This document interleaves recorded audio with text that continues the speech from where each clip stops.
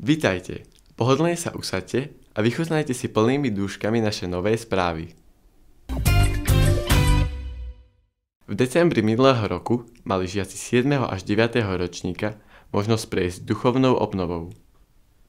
Duchovná obnova pozostávala z niekoľkých častí. Z prednášky katechétky Zdenky Herteliovej, ale aj z pozerania náučného filmu s otcom Marcelom. Pricestovali sme z Košíc za účelom duchovnej obnovy. Ja to veľmi dobre hodnotím, pretože dokážem to povedať aj zo svojho pohľadu. Nielen z pocitu, ale povedzme aj z pohľadu viery, že pre mňa osobne to bol požehnaný čas. Veľké povzbudenie od vás, žiakov. Ďakujeme našim hosťom, že nám vyučovanie obohatili takouto duchovnou skúsenosťou.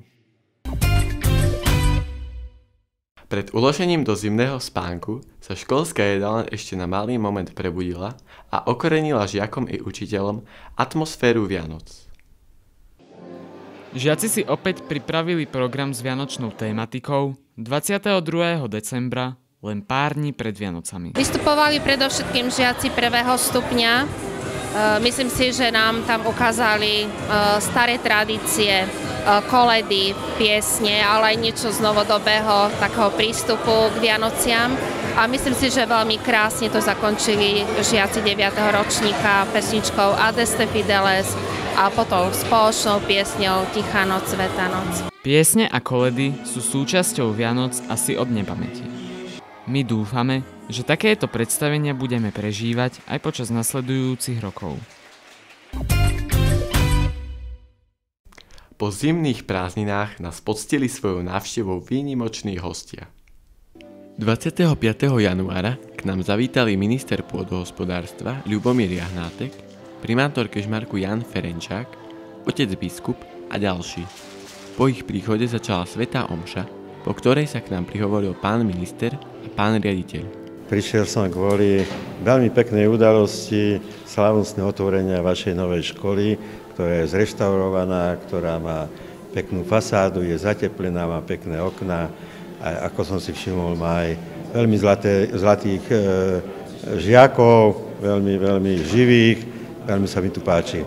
Z mojej strany bola úloha pripraviť projekt na to, aby sa získali prostriedky na rekonštrukciu tejto školy, čiže konkrétne išlo o zníženie energetickej náročnosti, inými slovami povedané zateplenie obvodového plášťa, výmena okien, ďalej bola rekonštrukcia kuchyne, návrh novej klimatizácie,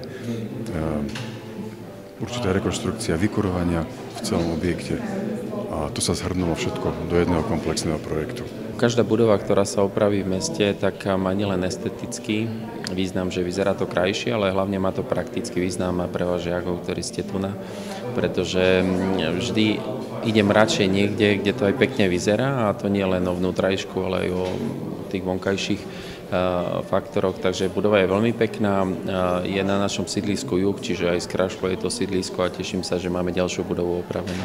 Na tomto stretnutí bolo dôležité aj stretnutie otca biskupa s pánom primátorom, kde sa dohodli na stretnutí a budú rokovať o prevode budovy školy, čo nám veľmi pomôže, lebo potom budeme môcť uvažovať aj o samostatnom kúrení. Hostia si na záver urobili prehliadku budovy školy.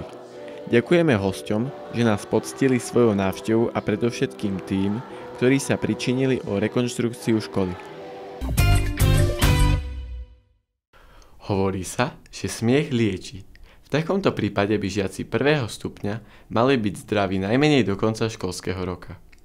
3. februára sa telocvičňa našej školy premenila na tanečnú sálu. Veselili sa deti, ale aj učitelia.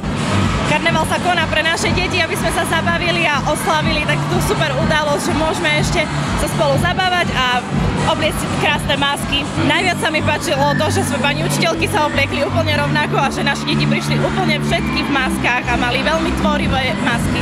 Všetci sa na chvíľu odreagovali a dúfame, že im takýto úsmev na tvárach zostane ešte dlho.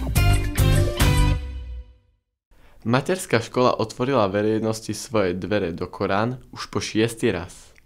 Rodičia a deti mali možnosť prezrieť si priestory materskej školy, zapojiť sa do výchovno-vzdelávacieho programu, ale aj porozprávať sa s personálom materskej školy. Chceme priblížiť mamičkám, rodičom, starým rodičom, čo čo všetko sa v materskej škole deje, čo všetko ponúkame detičkám, čo všetko môžu zažiť v zážitkovým učení, v edukačnom procese a aby to videli a zažili na vlastnej koži, tak to môžu prísť. Tento rok by sme chceli cez prázdniny zrekonštruovať záchodíky, čiže sociálne vybavenia v materskej škole, zrekonštruovať strechu nad celou základnou školou s materskou školou, takže dúfam, že sa nám to podarí a že znova spríjemníme oveľa viac mamičkám a detičkám pobyt v materskej škole. Dúfame, že sa program Dňa otvorených dverí rodičom zapáčil a že svoje deti do našej materskej školy prihlásia. 10. marca si svoje vedomosti z chémie preverili žiaci 9. ročníka. Do fyzikálno-chemickej učebne prišli žiaci z Kežmarského okresu a z okresu Stará Ľubovňa. Chemická olympiáda pozostávala z dvoch častí, a to z praktickej časti a z teoretickej časti. V praktickej časti žiaci prakticky robili neutralizáciu, zahusťovanie roztoku, kryštalizáciu, filtráciu. Súťažiacich z Kežmarského okresu bolo 15, z toho 14 sa stali úspešnými riešiteľmi. V tomto roku žiaci mali sa venovať názvosloviu zlučenín, ako zvyčajne v podstate. To znamená, že oxidy, soli, hydroxidy soli, kyseliny. Ďalej zamier bol na alkalické kovy a kovy alkalických zemín a ich zlučeniny. Samozrejme, že aktuálne aj výpočty chemické. Z 9. ročníka organická chémia, to sú alkány. Prvé dve priečky obsadili žiaci našej školy. Na zlatej priečke skončil Filip Libiak a hneď za ním sa umiestnila Vanda Nová. Obom srdečne gratulujeme.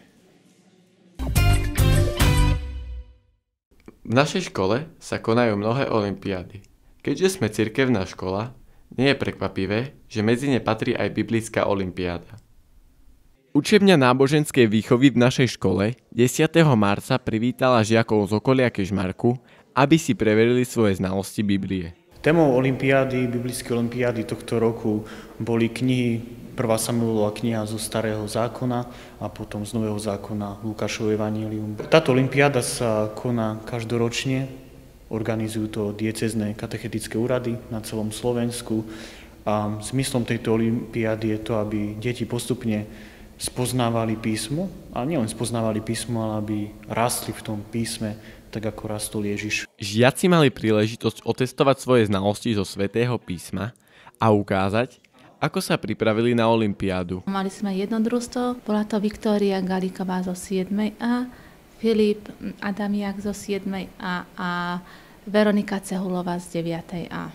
Naše družstvo bolo na 7. mieste. Veríme, že títo žiaci sa budú aj naďalej zlepšovať a prajeme im veľa úspechov do budúcna. Ďakujeme, že ste nám aj dnes venovali svoj čas. Dovidenia pri ďalších správach televízie School.